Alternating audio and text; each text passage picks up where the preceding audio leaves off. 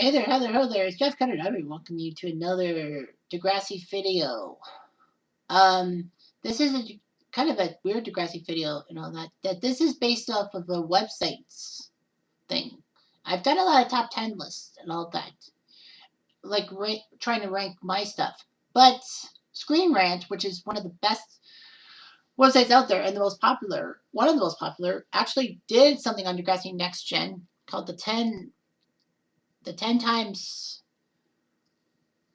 the show had serious subject matter. That's Degrassi Next Generation and all that. It's one of the best ever. This is from the Screen Rant website, which I will put in I will link to in the description below. They said it is rare for a revival show to upstage the original, but Degrassi The Next Generation did that.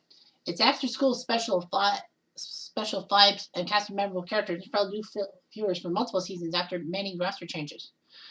And they said what made Degrassi so indelible was his ability to contextualize social problems and slights, topics other shows refused to touch, while being entertaining. The moral lessons were there without ever sacrificing the pure magic. So basically, this is what they ranked as the top 10 times they went there, if you will. Screen Rant said that.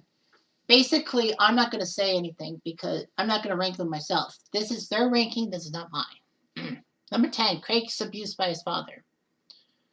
Audiences were not sure what would become of the mysterious Craig Manning when he first appeared in season 2. He was a young photographer who actually snapped photos of Joey's daughter, Angela. As it turns out, Craig was really Angela's half brother. They share a mother, the late Julia Manning Jeremiah. Life at home wasn't easy for Craig because his father was physically and emotionally abusive towards his son. No one knew about Angie. When Sean asked about it, Craig tried to take his own life by getting in front of a moving train before Sean intervened.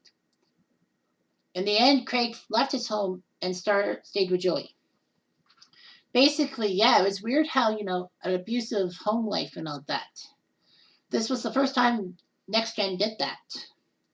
It's not the first time in the Degrassi universe because Degrassi did that with a few, including Rick. Not Rick Murray, but another boy named Rick whose father basically abused him. And Joey knew about it, and Joey called the cops on Rick's father. So anyway, yeah. It was amazing that they would do this. Number 9 is Marco's homophobic attack. When Marco, who was the first LGBTQ plus main character, went to Dylan's hockey game, he was attacked by homophobic strangers en route. Jimmy showed up and confronted his frightened friend.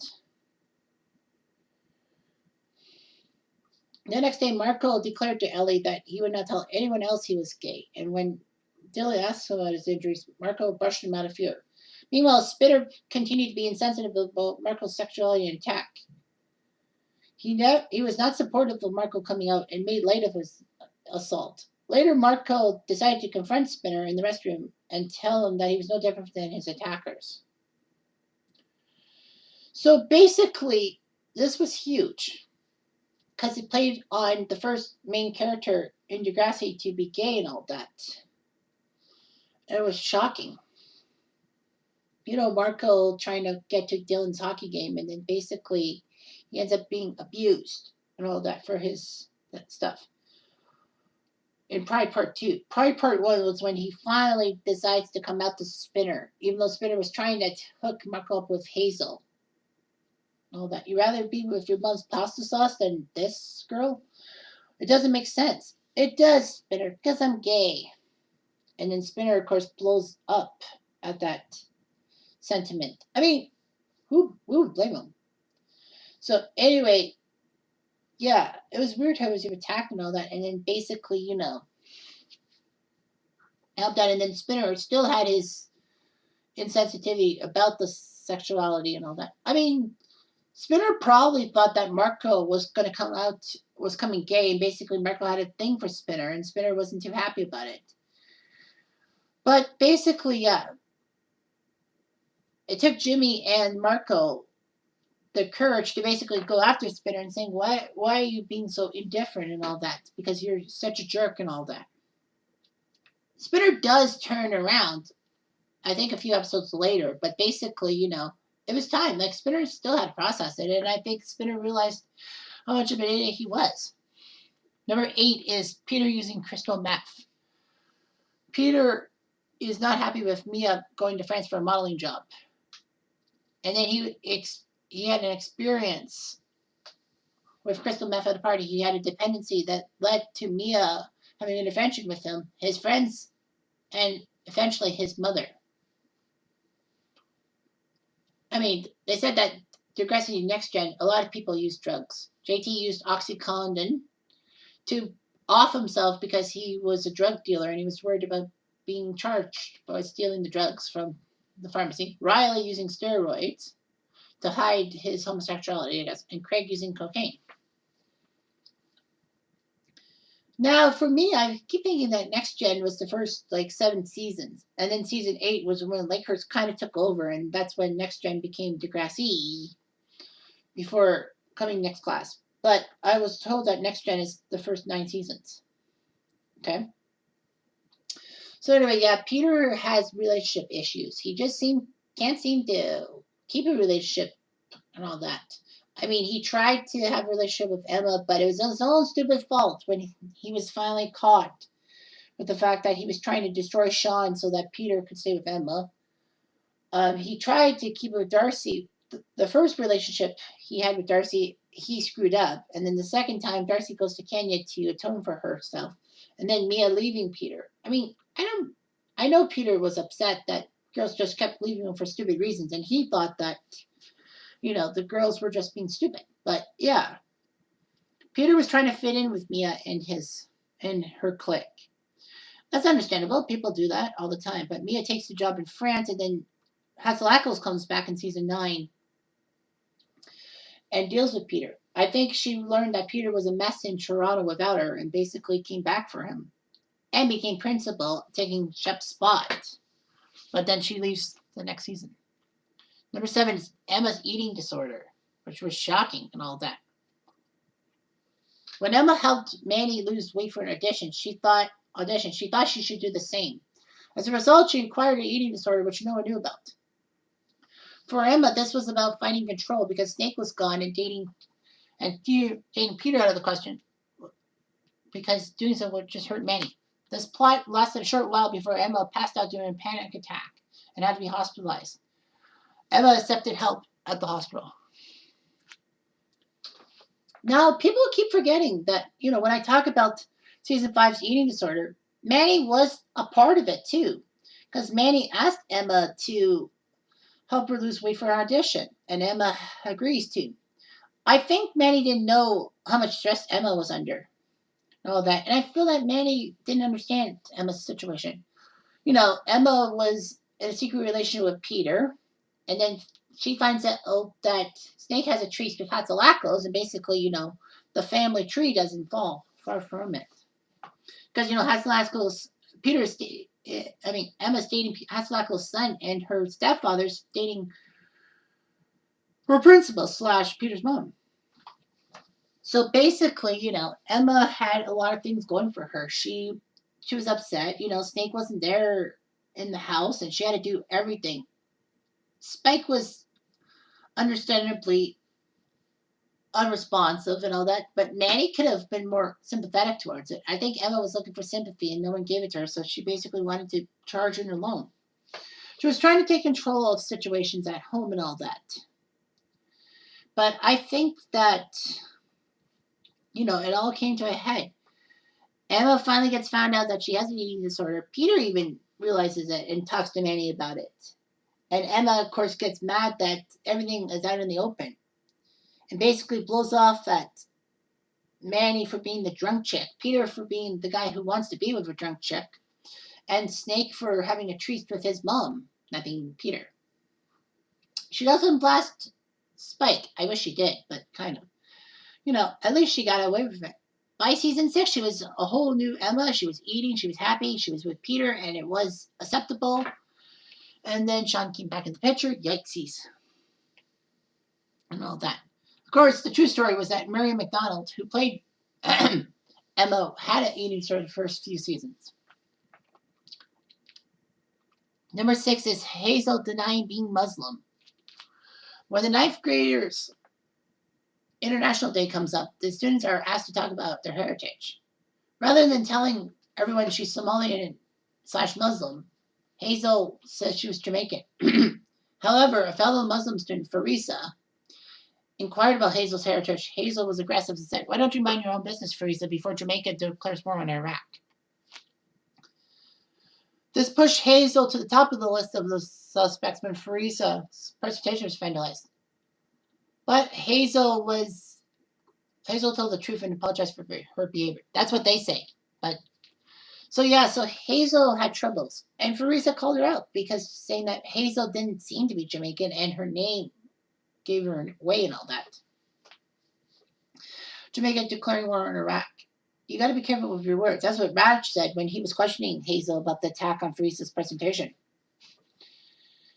And basically, he accused Hazel. Now, that wasn't hard to say, but, because Hazel had a bone to pick with Farisa. But thankfully, a couple of other students were suspended/expelled for their stuff. So anyway, so Hazel was trying to deny her own thing. I mean, being Muslim and all that, when this episode came out in 2002, this was just, a year and a bit after 9/11? So basically, this was harsh. This was a harsh episode to deal with. Hazel basically said that, she was trying to protect herself. She then decides to tell the truth about her Somalian heritage. And, Terry asks why she doesn't wear the headscarf. She does when she goes to prayers and all that, but she's at the point that it's optional for her and all that. And, people don't get mad at Hazel for being Muslim and all that. I think they understood her thing, which was great. Number 5, Cam's suicide. Technically, I didn't like how it was that low. But anyway, a sophomore student and athlete named Cam Saunders died of suicide in Bittersweet Symphony Part 2. Until then, it was clear to audiences Cam was dealing with a lot of personal life, anxiety, loneliness, and depression. Eli went to the greenhouse and was the first to learn of Cam's death. Audiences only ever saw Cam's reaction. Eventually, Cam's girlfriend Maya learned what happened, and it had a lasting effect on her for multiple seasons. And the passing was so shocking because this was the first time Next Gen had really addressed suicide so directly and frankly. I was actually shocked this wasn't in the top 3 because I can kind of guess what they were saying. But yeah, the audience knew about Cam's problems, anxiety, loneliness, and depression. Because basically he was trying to help his team out, but he was sucking, and he was supposed to be a top prospect, if you will. And loneliness is that he came from Marvin, Ontario, 10 hours away from Toronto. He would feel homesick and all that. It was what the heck is going on? And, Maya tried to help out and all that. They said Maya was Cam's girlfriend. I thought Maya was with Sig. I guess Sig was going after Maya and basically trying to destroy Cam in the process. And, he kind of got Maya to tell on Cam's behavior and all that. And, Cam got suspended and all that stuff. But Cam, wanted to patch things up with Maya, and he did. And then he decides to break up with her over a text. I think this was after Sig made the passing comment that if you love Maya so much, stay out of her life. So that's the problem, is that, Sig was jealous of the fact that Maya should be with him, not Cam. It was obvious to see. A lot of people thought Sig should have just been ousted as a character after that season. But no. So anyway, Cam's suicide was huge and all that. A lot of people had mixed feelings about it. So did he really have to die of suicide and all that? Did anyone cause his suicide? And what could have been done? And I think Simpson probably was upset with himself that he didn't see the signs of Cam's problems dealing with the Rick Murray situation and all that. Number 4 is Paige's rape. Paige was raped by Dean in season 2. Paige didn't tell anyone other than Hazel. But when Ashley decides to do a song about rape, and remember, this was when she was in her goth phase, Paige had a visceral reaction. Ashley confronted Paige and said, "We don't have to do the song out of thing." But after seeing Dean in the audience at the concert, Paige says that we need to sing this song. And basically, she sings it in Dean's face. Dean leaves. Season 4 is when the case went to trial. But because there were no eyewitnesses or hard evidence, Dean was found not guilty. They also talked. Screenwriting also talked about Darcy being raped, drug raped by somebody, date raped or something. Yeah, this was huge. It was like Paige was such a strong, sassy character, and then basically she got her comeuppance. A part of me thinks that Ashley was happy that Paige got her comeuppance because she kind of blamed Paige for why people weren't going to be around her in season 2. And that's when Ashley turned goth. Probably as a way to try to get back at those people after what she did in season 1 with her ecstasy. But basically, yeah, Paige showed she was proud and all that. In season 3, Dean and his basketball team comes to town, and basically JT takes it upon himself to get Dean for Paige. And Paige finally learns that she basically wants to go after Dean and says that nobody's going to stand in her way. No one's going to help her. She's going to get him, take him down. And, the worst part about it is that it is still common today, even if this story was 17 years ago, that Paige didn't get the answers because of no eyewitnesses or hard evidence. I mean, what Paige's thing talking to Sauvé mean anything? But I guess not. Number 3 is Maddies Abortion. Okay, that makes sense. Manny and Craig wanted to keep and raise their unplanned baby, and accidents will happen. But after Craig's embittered ex Ashley told the school about the pregnancy, and the couple couldn't temporarily babysit Jack, or Spike and Snake's baby, they realized they're not cut out to be parents yet. In the end, Manny had an abortion after her mother found out. But rather than telling Manny's father, they made an appointment at the clinic. This was huge. This was totally huge. Because, the U.S. didn't like this episode at all and banned it for a few years. But yeah, this was huge and all that. Manny, Craig, all that. The whole love triangle between Manny, Craig, and Ashley was like unbelievable and all that. Why would Craig, have sex and impregnate Manny when he's with Ashley? Like, Craig was scum and all that. We can all agree on that. Ashley did say all that stuff. But, Ashley was a bit warranted. Ashley was embittered that Craig would do this to her, and basically she was mad at Craig, and basically then she went on a hiatus from school. But thankfully, Ashley's mother and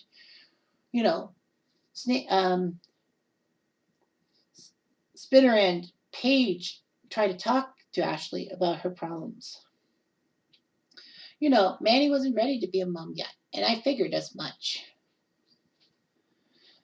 Emma was upset over this because she said that, it has to be born. You can put it up for adoption. At least it'll be born because, Emma was almost aborted, and that's a hot button topic with Emma. I personally thought that Emma and Manny were not friends ever again, because, in season 3, that after Manny had sex with Craig on Emma's bed, Emma was mad, saying that you need to make a choice. Either you stop being sexualizing and all that, or you just lose me as a friend. And of course, Manny gets mad at Emma, says, I don't want to be with a prudish friend like you, and I don't want to be with a school slut, Emma says back. Emma was justified saying what she had to say. So, yeah. And then, Manny couldn't take care of the kid. But what's even more shocking is that Emma stood up for Manny. In a sense that she basically stood up for Manny and also told them about the fact that she was still pro-life and all that. It was weird how Emma basically did a 180 and basically protected Manny. But she also said that if Manny wasn't my best friend, I would be ticked off of her. And I thought they weren't best friends anymore. But yeah, it was weird. And Emma says it's her choice. It's a woman's right to choose and all that. I still think that maybe Spike, who kind of knew about Manny's pregnancy, may have talked to Emma about it and saying that you need to support your best friend. Of course, Manny's father didn't find out because, Manny's father was an ultra-religious nut from the Philippines. Thankfully, though, her mom understood.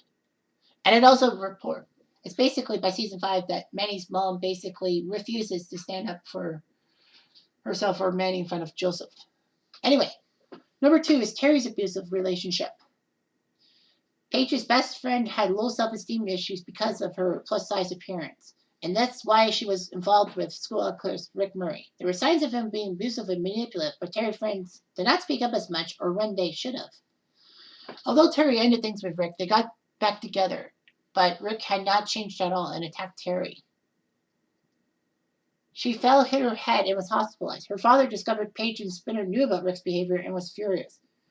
Later, Terry was transferred to another school after waking up from her coma and was never heard from again. So yeah, this was huge in season 3. About Terry. First few seasons she had low self-esteem issues, but she was a plus-size model and she stuck her paycheck in front of an ice cream vendor. That's perfect. But then again, she had love issues and all that. She believed no one would love her. And basically, that's when Rick stepped up. And Rick basically told Terry that I can help you out and all that. But then, he becomes very abusive and all that. Psychologically and physically later on, of course. Her friends didn't speak up as much. I think they did speak up a bit, but Terry wasn't too pleased. But when Rick shoves Terry into a wall at first, Terry decides to break it off. Perfect. But then they get back together. They go on that road trip with Paige, Spinner, Jimmy, and Hazel. And then it's like, well, Rick gets triggered by Paige. He walks off. Terry decides to walk towards Rick, but Rick becomes an idiot and basically tells Terry, stay away from Paige because she's poisoning your mind. And then he accidentally pushes, and then the head's accidentally pushed into a rock. Terry is bleeding. Rick has blood on his hands, literally, of course, and he runs. And I know a lot of people were upset, especially Spinner and Paige. I think they blamed themselves for why Terry got hurt because they should have done something. But basically, Terry's dad was upset. But then Terry's dad basically said that I should not have thrown my anger towards Paige and Spinner. I mean, I wish I knew, but I shouldn't blame them. Although they said that he was justified. And that leads to number 1. And I obviously figured this was going to happen. Degrassi school shooting. This is what they said. Rick was never a likable character, especially what he did to Terry, but it was clear he was on the verge of a breakdown after all the nonstop ridicule and bullying he endured from his Degrassi classmates. When he returned to school in the 4th season after temporarily leaving, the students made sure to torment him for his misdeed.